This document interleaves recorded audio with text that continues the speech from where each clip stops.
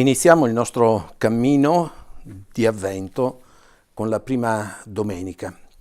Volevo introdurre la mia breve riflessione perché voglio recuperare di settimana in settimana un vocabolario nuovo con alcuni termini che vengono quasi immediatamente, istintivamente anche dalla parola di Dio.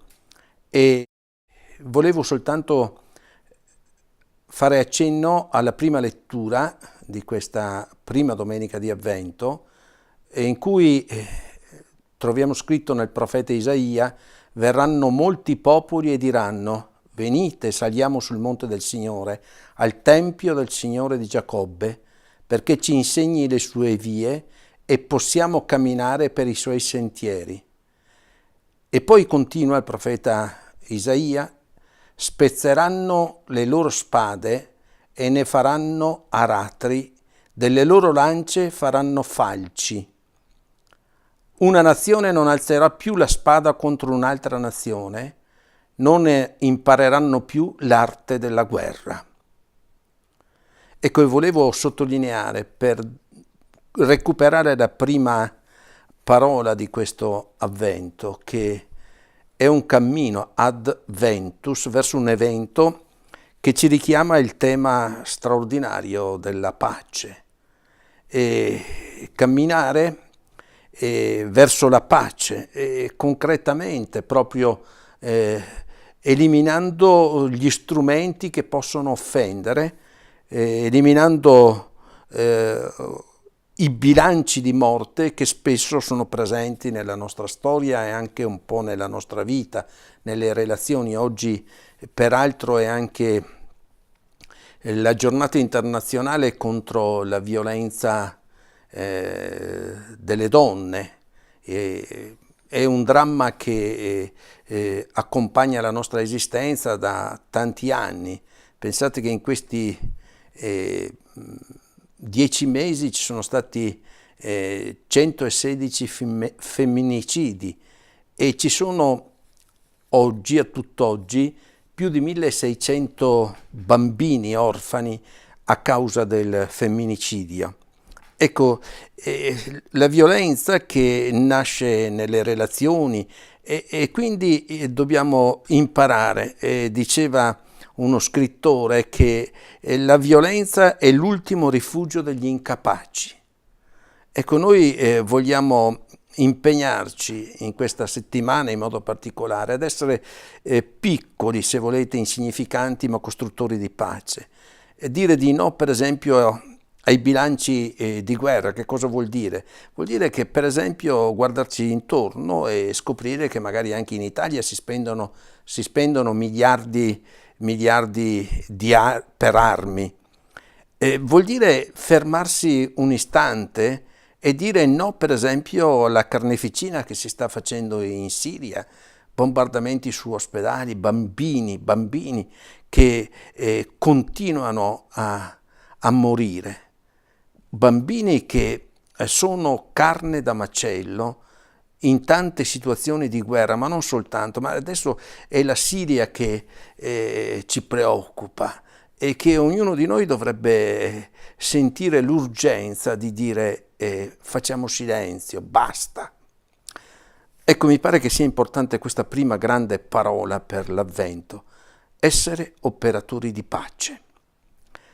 E poi il Vangelo. Leggo solo la seconda parte, sono 2 blocchi in questo Vangelo di Matteo, siamo al capitolo 24. Allora 2 uomini saranno nel campo, uno verrà portato via e l'altro lasciato. 2 donne macineranno alla mola, una verrà portata via e l'altra lasciata. Vegliate dunque, perché non sapete in quale giorno il Signore vostro verrà. Cercate di capire questo: se il padrone di casa sapesse a quale ora della notte viene il ladro, veglierebbe e non si lascerebbe scassinare la casa. Perciò anche voi tenetevi pronti, perché nell'ora che non immaginate viene il Figlio dell'uomo. È straordinario questo brano e c'è una parola che fa da sintesi di tutto questo brano che abbiamo letto: vegliare. Vegliare vuol dire vivere con attenzione e l'avvento è proprio questa capacità di metterci testa, di fare attenzione. E fare attenzione che cosa vuol dire? Vuol dire riprendere, e riprendo quello che dicevo prima sulla speranza, vuol dire riprendere la speranza e vuol dire riprendere il senso dell'attesa. Ecco altre due parole, dicevo pace, recuperiamo speranza. La speranza, dicevo Peggy, è fragile e la speranza cammina con due sorelle, la fede e la carità. E quindi voi capite che la speranza non è guardare in avanti e vivere l'illusione, non è disinteressarsi del presente, ma la speranza vuol dire avere il coraggio del grande progetto, del buttarci oltre, dell'andare verso, ma nello stesso tempo vivere la carità. E la carità, per sottolineare oggi che cosa vuol dire carità, guardate, vi leggo per tutti quelli che ascolteranno alcune righe scritte da Vito Mancuso, e proprio facendo riferimento al nostro Papa Francesco quando ha chiuso l'anno della misericordia. E le parole sono queste: amore, perdono. In questo mondo dove tutto è calcolo, tecnica, prestazione, in questo mondo dove tutto risponde a una logica del legale, dell'utile, del redditizio, del necessario, in questo mondo dove sempre e comunque tutti devono pagare ogni cosa con il denaro, ma ancora più con la libertà, il tempo, la vita, in questo mondo di forti, furbi, potenti e prepotenti, in questo mondo che così è e sempre così sarà, il compito della Chiesa, dichiara finalmente un Papa, è un altro, non di essere l'ennesima istituzione governata dal potere e dalla ricchezza, ma di essere segno di contraddizione, paradosso, scandalo, e così di rimandare a un altro stile, a un'altra possibile vita. È l'utopia della gratuità, del disinteresse, della generosità, della nobiltà d'animo. Tutto ciò a cui Francesco si riferisce dicendo misericordia. È bellissimo questo brano e mi pare che sia importante. Ecco la carità che diventa allora concretezza, che diventa capacità di guardare gli altri. Noi tante volte abbiamo paura dell'altro, abbiamo paura del diverso. Ecco, la carità ci aiuta a capirne invece i significati, a coglierne gli aspetti più positivi, più significativi, per vivere sapendo che è estremamente difficile per tutti, no? Lo dico in prima persona, è difficile vivere sia il perdono sia l'amore, è difficile vivere anche la capacità di attesa. Ecco, anche qui, vedete, l'attesa è un'altra parola importante, non sappiamo più attendere. Oggi tutto è subito e mi viene in mente inevitabilmente gratta e vinci.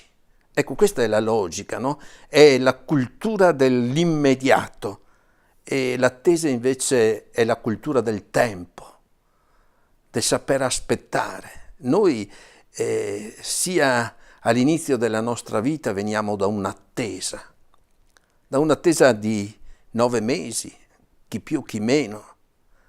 E poi anche la parentesi conclusiva della nostra vita è un'attesa tante volte faticosa, dolorosa, ma poi si sprigiona in luce. Ecco, sempre l'attesa si sprigiona poi in luce, tanto più nell'attesa del Natale. E poi, ecco, l'ultima cosa che volevo dire è, guardate, che cosa vuol dire vegliare? Prima dicevo vivere con attenzione. Ecco, io faccio riferimento un po' a tutta la mia esperienza vissuta e che continuo a vivere in Libera, anche se non con sempre la stessa responsabilità, no? ma impegnato seriamente a lavorare per la legalità e contro la criminalità e contro le mafie. E mi viene in mente il generale della Chiesa. È stato ucciso il 3 settembre del 1982. Lui, la moglie, è un uomo di scorta. Viene ucciso. E perché è stato ucciso? 3 mesi prima era stato ucciso Pio La Torre, un altro uomo forte, siciliano, che aveva capito che bisognava colpire la mafia togliendole i beni. Bene, il generale della Chiesa, e lo ricorderò sempre, lo diceva Nando Dalla Chiesa in un dibattito che abbiamo fatto insieme, il generale della Chiesa è stato ucciso perché non si è girato dall'altra parte e non ha girato la testa dall'altra parte, facendo finta di non vedere. Ecco, io credo che vegliare voglia dire così, e non girare la testa dall'altra parte, non essere distratti, ma saper cogliere i germogli di speranza, di fiducia, di vita che nascono dentro di noi e che nascono intorno a noi. Io credo che sia possibile. Ecco, allora facciamo con questa fiducia e con questo vocabolario che si rinnova, no? Vogliamo iniziare il nostro cammino d'avvento.